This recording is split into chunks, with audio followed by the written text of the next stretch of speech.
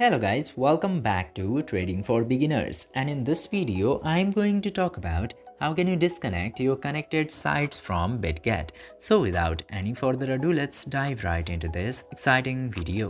Now in order to do that, you just simply have to open any of your browser in desktop mode or open directly into desktop. And after that, just simply open bitget.com site in there. Now into here you will get to see your profile picture into the top right corner. Just simply select your profile, and after that you will get this option of security. Select security, and after going into security you will get to see this section called third party account management.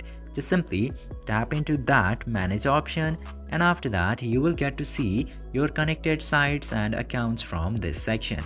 And as you can see here, I have connected only Google, so I'm getting the option to change because that's the primary and I cannot disconnect from that.